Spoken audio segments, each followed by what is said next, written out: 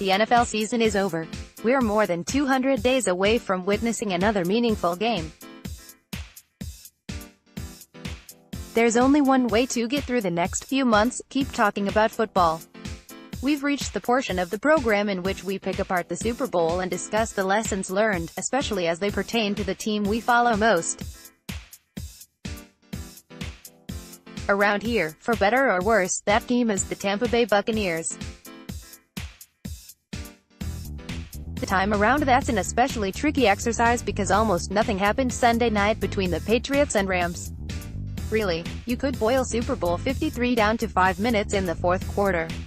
Almost nothing of consequence happened in the other 55 minutes. NFL Films highlight movie is going to be a short one. Even so, there are a few Bucs-related takeaways worth talking about. Because what else are we going to do? Break down Louisville Virginia Tech 1.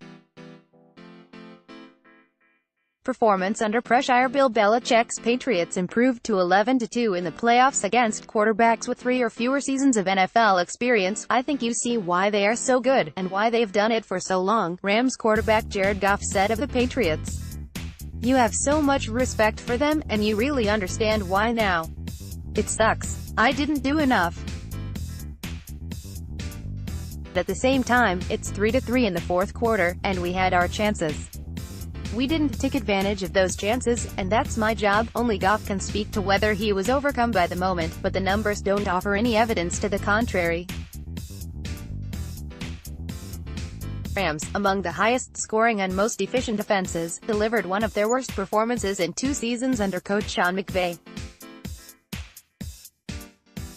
Their 3 points were the fewest, their 14 first downs were second fewest, their 4.3 yards per play were third fewest, and their 23.1 third down conversion percentage was third lowest.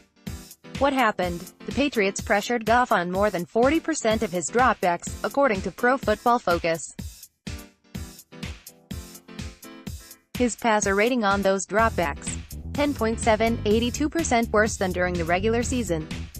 Performance under pressure has been one of Jameis Winston's strengths the past couple of seasons.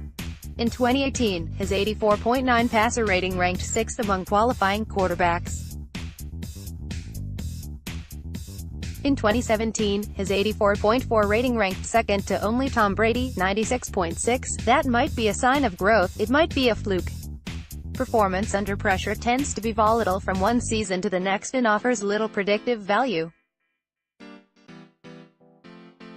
The better measure to consider when forecasting a player's future is his performance from a clean pocket. If a quarterback can't excel from a clean pocket, chances are his performance under pressure isn't sustainable. Winston's 92.0 rating this season ranked 33rd, behind Brock Osweiler and ahead of Blake Bortles, according to Pro Football Focus.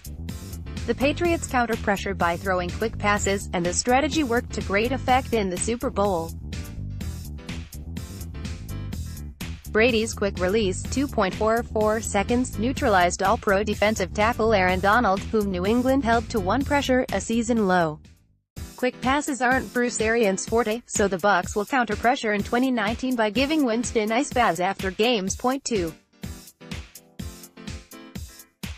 Those sometimes not meddling referees. With about 12 minutes left, Goff hit Brandon Cooks for a 16-yard gain that took the Rams to the Los Angeles 43-yard line.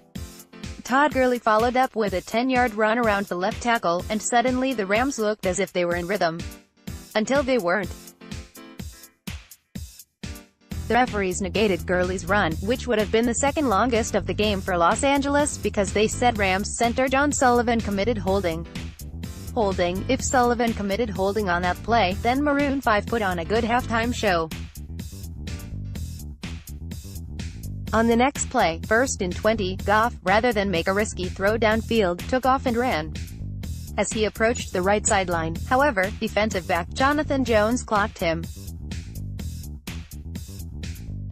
It might have been legal by the strictest interpretation of the rules. Goff was in bounds at the time of the hit, but it wasn't necessary, and it most certainly was more deserving of a flag than Sullivan's phantom holding penalty. Remember how the Bucs' 2013 opener against the Jets ended?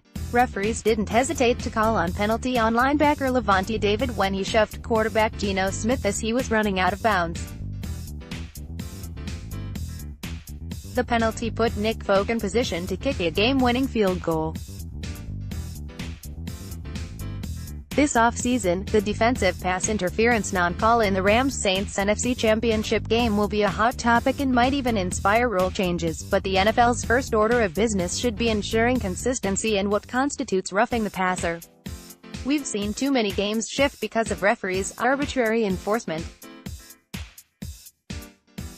The Bucs might want to slip this on the agenda when the NFL's competition committee meets at the league meeting at the end of March.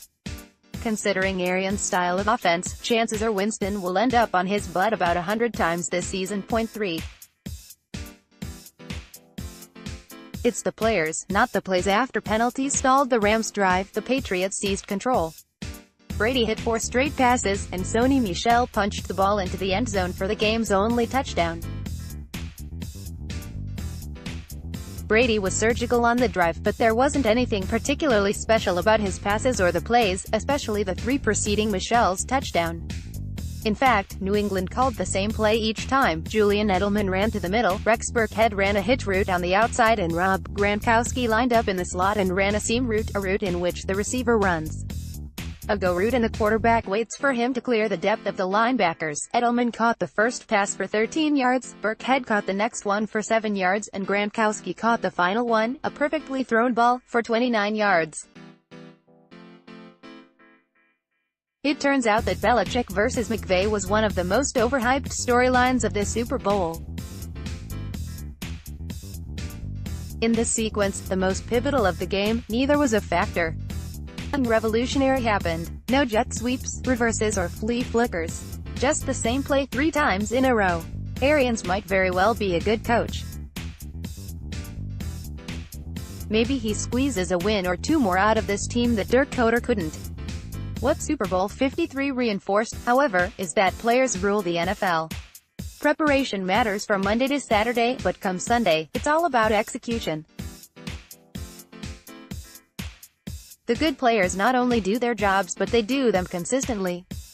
Contact Thomas Bassinger at email protected. Follow @ToMetrics.